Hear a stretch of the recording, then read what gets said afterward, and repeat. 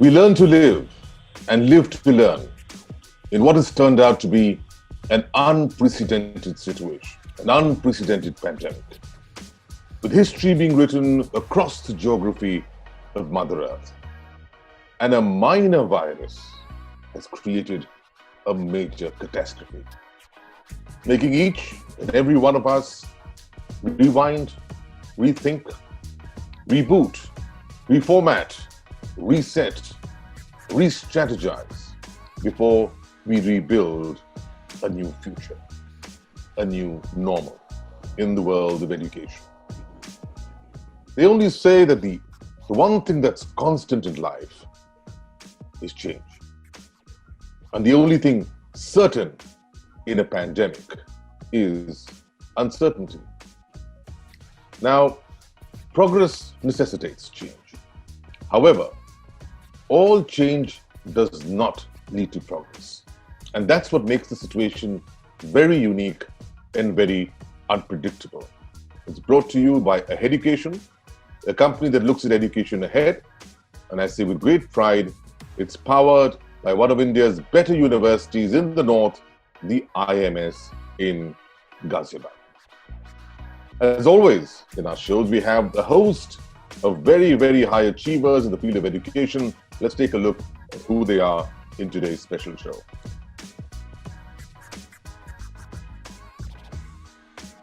But this is, of course, a time of challenges. This is also a time of opportunities. The question is, lots has been happening.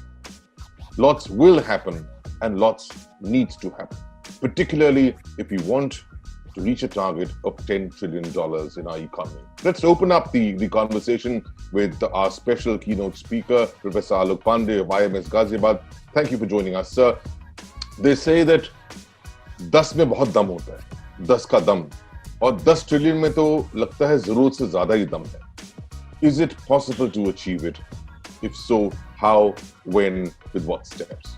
I would basically focus on some important areas where we talk about making India a $10 trillion economy. Yes, it's a big dream.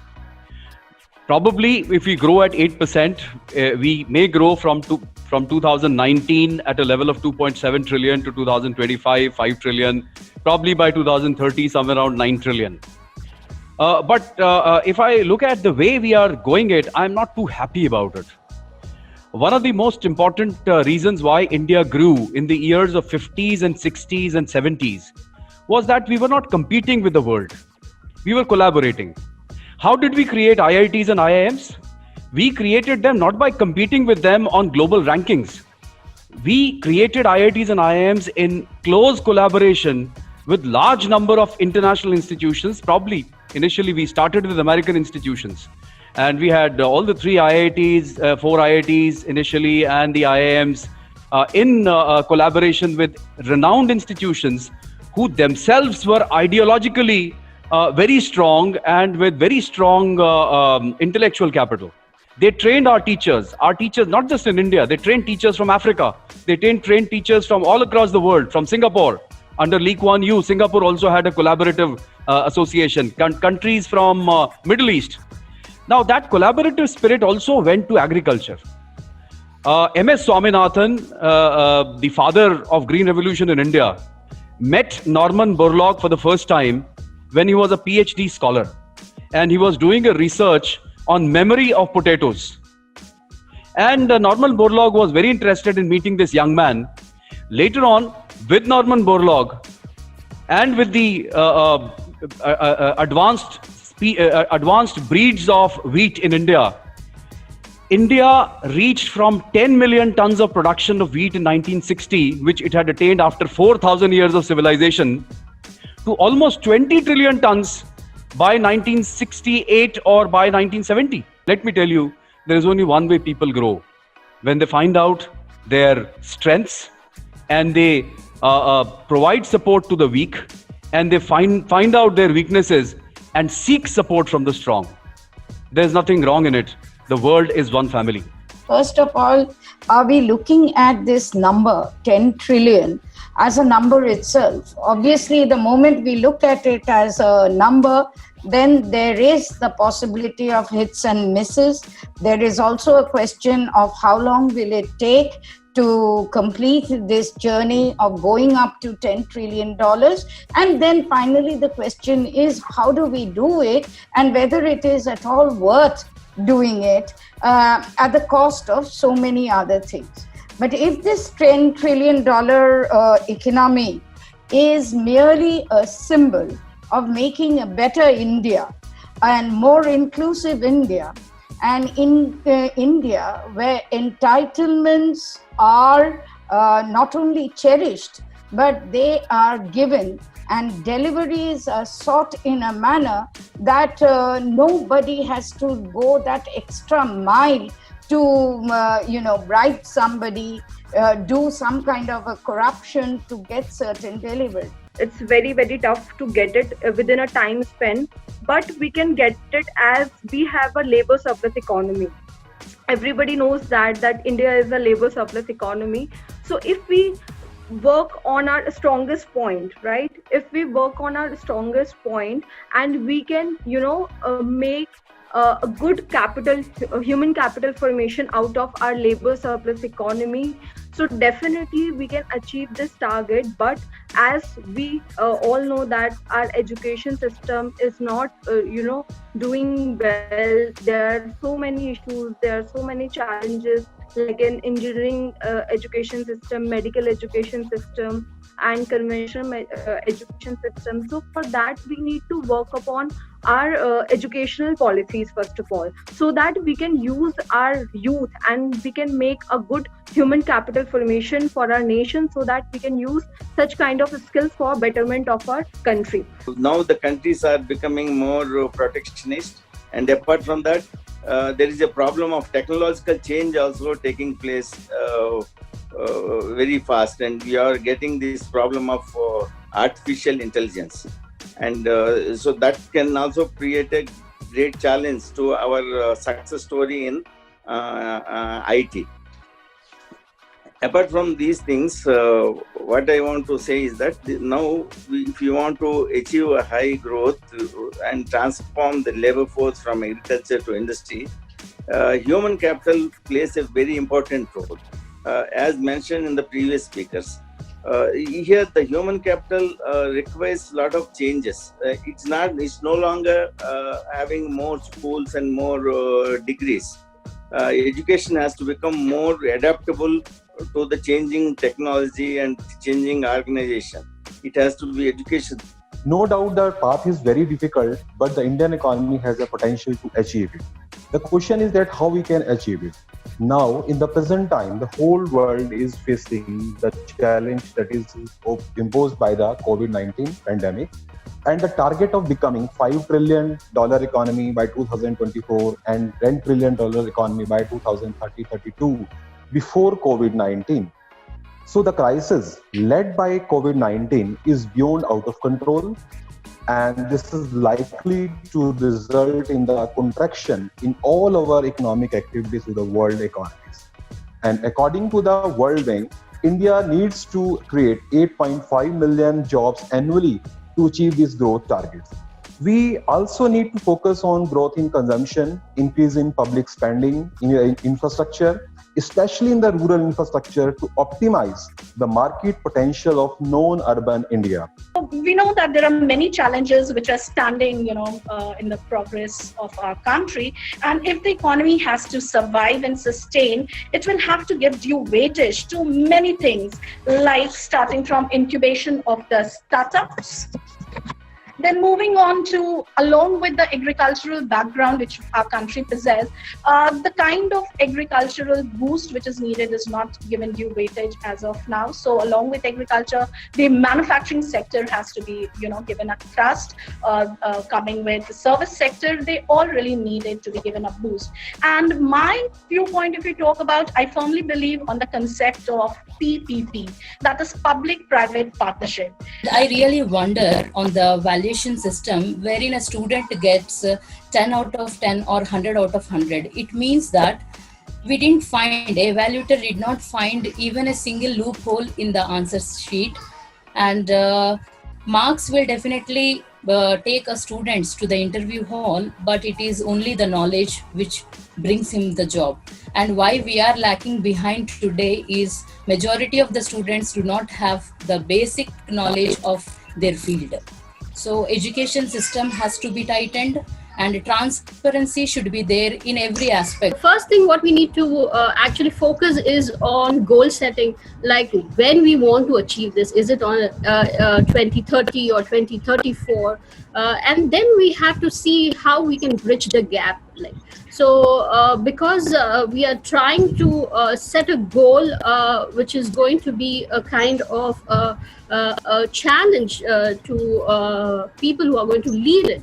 And my understanding about this area is we need to actually highlight the education sector, improve the quality of the education sector, because it is not only states like Kerala which has 100%, but we have to focus on other states, which has the majority of people at the bottom of pyramid, because these people are the majority. These people are the actual strength of India, because 71% of the population are residing in villages. But even before COVID crisis, we saw that the rate of growth of economy has declined.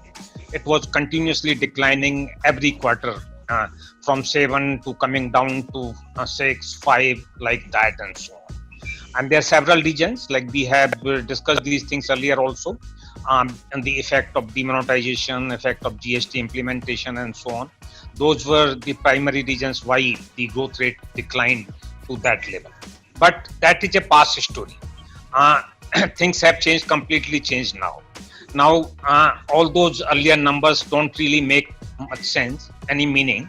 Main problem today we have is to how to stop this downfall. The problem that actually we are not paying attention to that particular thing. Now, our economy is sliding, and that slide has not stopped. Do we realize that we are still the 5th largest economy in the world? So, US is close to about $20-21 trillion. China is close to about $14-15 trillion. Japan is about $5 trillion, right? And Germany is $4 trillion.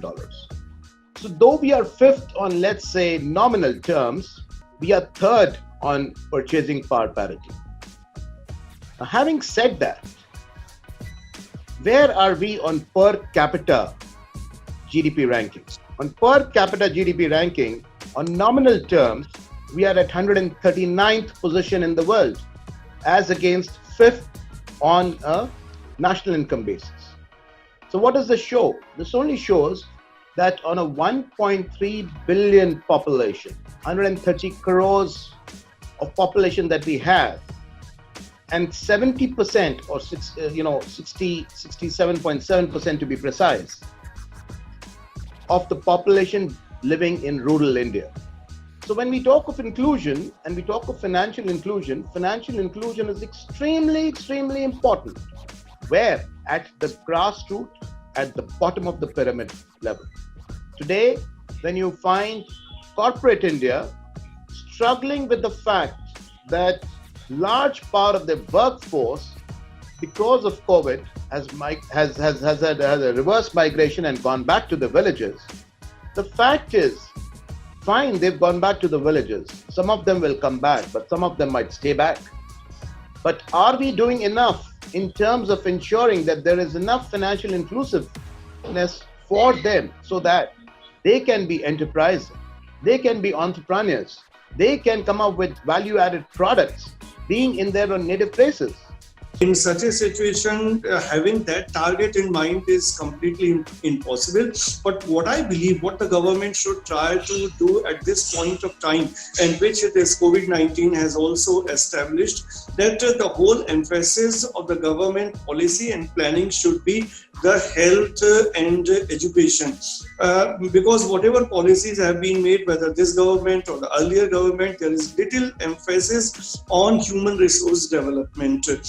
that the kind of education which is there in the country, even in the big cities, the condition is not good. But then we cannot simply look at the big cities or the metropolitan cities. Go to the countryside and you will find there are no schools.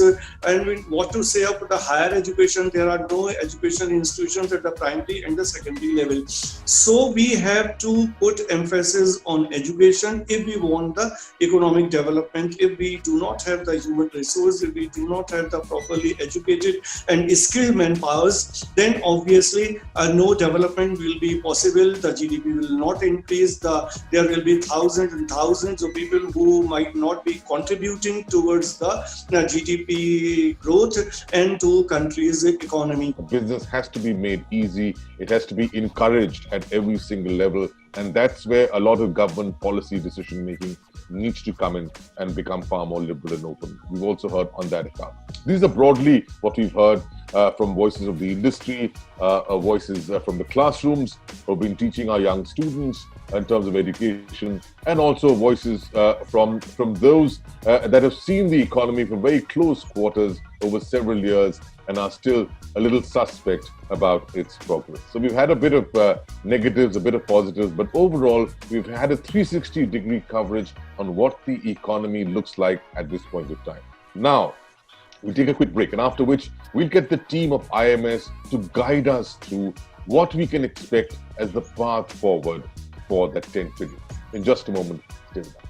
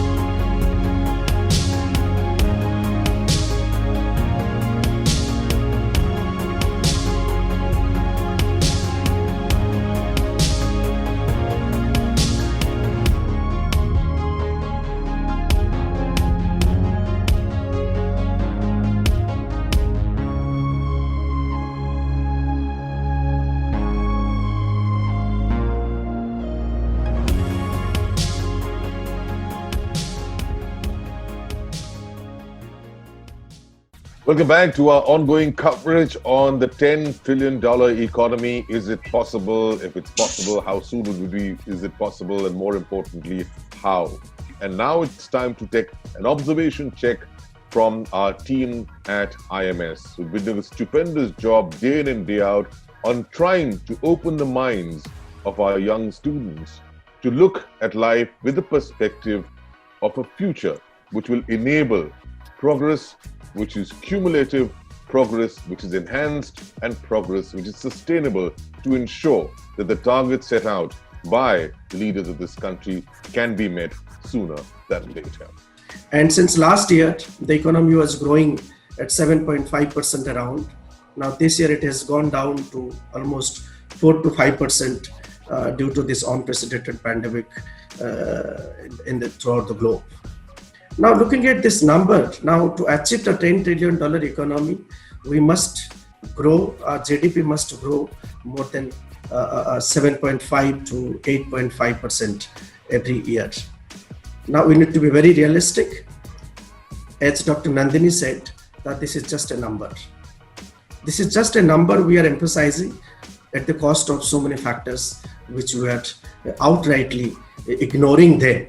We need to understand, as an educationist, as a teacher of economics, I do realize my students to understand between the growth and the development. We all have been talking on growth since last 1 hour, but we have forgotten to emphasize on development. There is a very different, thick line difference between growth and development. Economic growth is basically when we say the economy is growing at a particular number. The basic concept behind the economic growth is per capita income. If you look at the number, it has been growing from 466 rupees in 1950 to 1,35,000 rupees approximately. Have we really developed? Is this number of 35,000 rupees per capita income is helping us to grow? Absolutely not. Why? Because we know Indian economy is being suffered with a large disparities, we call it, so far as income and wealth is concerned. Research says, last year also, research says that approximately 1% of the total population of a country, they are holding almost 58% of the total national income and wealth. And 99% of the rest of the population, they depend on, they hold only 42% of the total national income and national wealth. Now this shows whether you have increased from 466 rupees to 1,35,000 rupees per capita income, that's gone in vain, which leads to unemployment, disguised unemployment, I have told you before also, and a poverty at large. India has done tremendous progress. Over the years, we have jumped around 65 notches on ease of doing business. But let's scratch the surface a bit. Ease of doing business survey is conducted only in Mumbai. So does it reflect India's reality? Is it a representative sample? Does it reflect that India as a whole has done remarkably well in ease of doing business? I'm sorry to say that is not the case. We need to diffuse the ease of doing business down to the district level, state levels, and we may begin with the state level. India is a federal structure, and we can actually promote competitive federalism and ask the states to compete with each other in enhancing the ease of doing business of their respective states. That is happening. That is happening at some places. When we first did this survey, ease of doing business, Gujarat came first, but then came Andhra, then came Telangana. So that competitive spirit, unless we kind of fuel it, India cannot have a diffused ease of doing business, improvement. That will remain confined to a few pockets like Mumbai. So we need to bring it down to the district level. We can have, like in Swachh Bharat Abhiyan, we have competitions, and I think many districts have been doing well because of these competitions. So one year it is Indore, next year we see Ghaziabad does very well on Swachh Bharat Abhiyan. That competitive spirit has actually built into the system of Swachh Bharat Abhiyan. That has to be translated to ease of doing business also. We will have to build entrepreneurial skills in our people, especially we are from business school, and we have to focus on the strong manufacturing base and the service industry, which contribute to about 85% of the GDP. We have a very large pool of highly flexible and educated manpower. That's the strength we have. Mm-hmm. We have a very large domestic market as well. Unlike other countries, India has a very large, and somebody said it can be about $4 trillion, maybe 25. Figures may be different. Indian customers become very demanding. One of the reasons for Japan to succeed is that their domestic customer has become very demanding, and that's the reason everybody has to produce quality. That change is happening in India, and we must see that Indian companies will have to produce quality products, otherwise they can't proceed. Except Canada, there is not even a single country which is right now being governed by anybody who is not right-wing leader. So most of the countries are being governed by the right-wing leader, and balance of trade and the balance of payment was the issue of debate. But now this is not the issue of debate in terms of the trade and commerce. This is a pure political issue. So what is happening in terms of in most of the countries is that rather than talking about the globalization, the countries are shifting towards something which is called as conservatism. Now, if the conservatism is the key issue that we are going to achieve, that means to say that India must have to try to get the answer of this $10 trillion economy by means of expressing that how we can beef up our production sector. Remember, there is no one size fits all in the global world for attaining 5 trillion. In case actually we are making a too big a braha about a 10 trillion word, 10 trillion is not difficult to achieve. It is easy to achieve, provided we start looking into some of the key ideas. One is the role of policymakers, as someone said in the beginning. Mr. Vijay Kumar said, policymakers, well, if you can if you have a T.A. Pai as a chairman of Food Corporation of India and Ashok Gulati as chairman of CACP in 1970s, agriculture grew because the bureaucracy and the politicians and the policymakers supported them. Lal Bahadur Shastri personally went to Anand, I gave the example, and people like Atal Bihari Vajpayee, Yashwant Sinha and Manmohan Singh, they supported the growth of transportation in India. So what we need to do is, we need to focus on some key points in a time-bound fashion. For example, in next 1 year, focus on education. I said, do not focus on ranking. The problem in this country is that we are so driven by the caste system that we always want IITs are better than other institutions, IIMs are better than other institutions. I don't agree with that. Any institution is good based on what it does. Any new institution, so suddenly we've got Reliance's university, which is not even there, as a top institution, and they say no, it's a greenfield institution, and greenfield institutions can be better than existing IITs. So let's come out of this idea of top ranking institution in the world. Let's start working for the nation, improve spending on education and R&D. We spend the lowest in the world. Quality of education, not through rankings, but through actual work. Financial inclusion. It's global warming time. Economies need to heat up as well. And from India's point of view, as what Professor Alok Pandit talked about, investment has to be in the right direction. And when I say economies have to heat up, I mean exactly that. Investment has to be in HEATS. HEATS is an acronym where H is for health, E for education, A for agriculture, T for technology, and S for sustainability. If you do that, well, you have only one way to go, and that is up. Thanks for being a part of this show. At the end, as I always say, educate better, you'd better educate. Thank you.